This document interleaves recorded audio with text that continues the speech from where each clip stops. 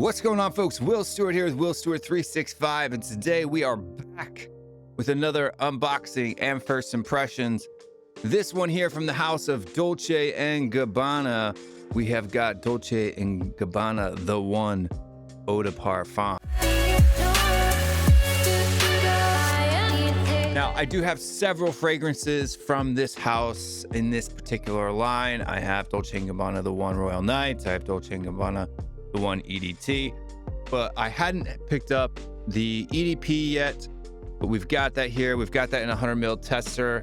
So if you do pick up a tester from Dolce & Gabbana for this particular fragrance, this is what it looks like. You've got a white box with stuff on the back there. On the front, a black bar at the bottom, barcode at the bottom there, at the very bottom, reference number. It does look like there's a batch code that is pressed into it as well. So we've got 2250. I can't really see it. I think it's 58NK. I don't know. I'm sure it'll be on the bottle. But open this puppy up. Again, just a normal tester box. Picked this one up from Joma's shop, I do believe. So we got the bottle here. Inside, you do have a black, cushion inside the box. I hate tester boxes. Get the tester box out of here.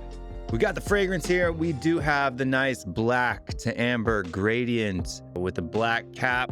The other ones had like an aluminum top. This may be aluminum around plastic. It does have some heft and some weight to it, so that's good. Your standard Dolce & Gabbana atomizer on this particular fragrance. The cap is not magnetic or anything like that, but it does click into place. You can't carry the fragrance by the cap.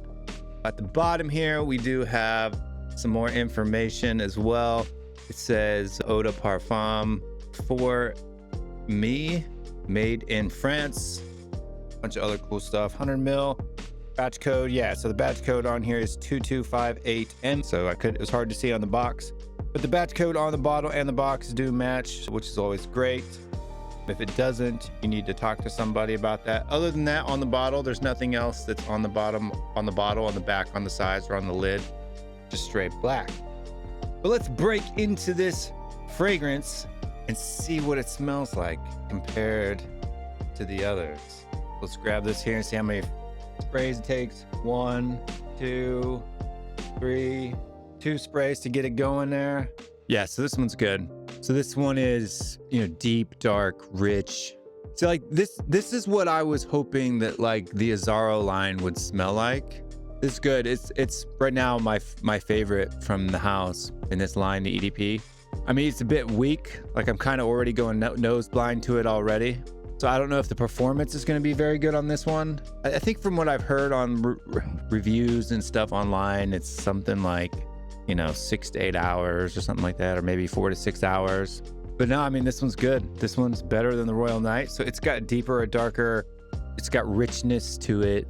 Let's grab the Royal Night, compare it. So we got the One Royal Night here as well. This is an exclusive edition on this one. And okay, so the One Royal Night, which is here in this hand, compared to the EDP, which is in this hand. The One Royal Night smells maybe a little bit woodier. So the Royal Night smells woodier. The Eau de Parfum smells darker. Maybe it's a tobacco note, right? Because there's no tobacco note in the One Royal Night.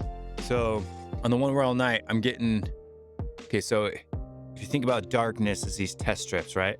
So the one EDP is going to be about here, right?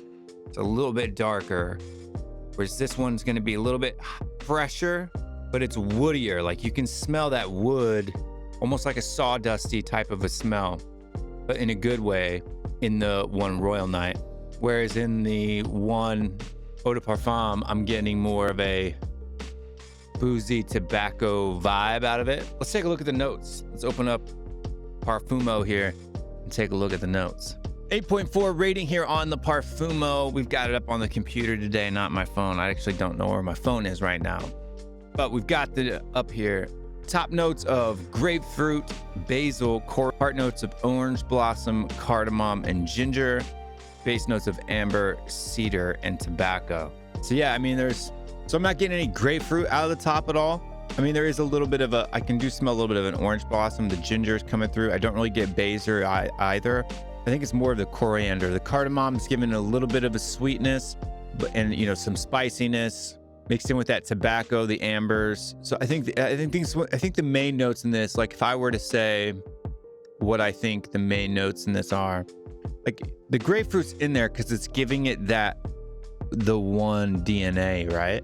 Like you can smell like that's, but it's not like it sticks out as, hi, I'm grapefruit. You know what I mean? It's not doing that. But the cardamom, the orange blossom, the ginger come out real quick. Amber, tobacco. I'm not getting a whole lot of cedar, but I mean, it's good. The scent smells really, really good.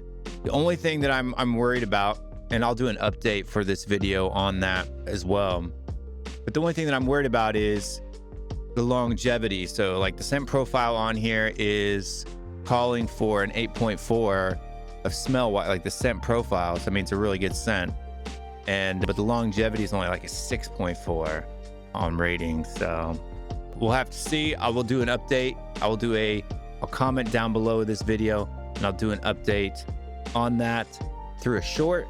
So you'll see it'll be a comment that's pinned down below. It'll say update on the performance on my, you know, for me on the 1 ODP or EDP.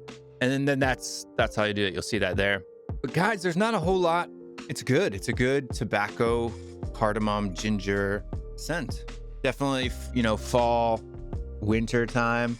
Fall would be great. Winter time would be great. Date nights obviously are great. It's a good quality scent. Good quality scent. So what rating am I going to give Dolce & Gabbana the 1 EDP? I think 8's good. I mean, 8.4 is a bit high, but I think 8.4 is good. Put this one on today. A little couple sprays on there.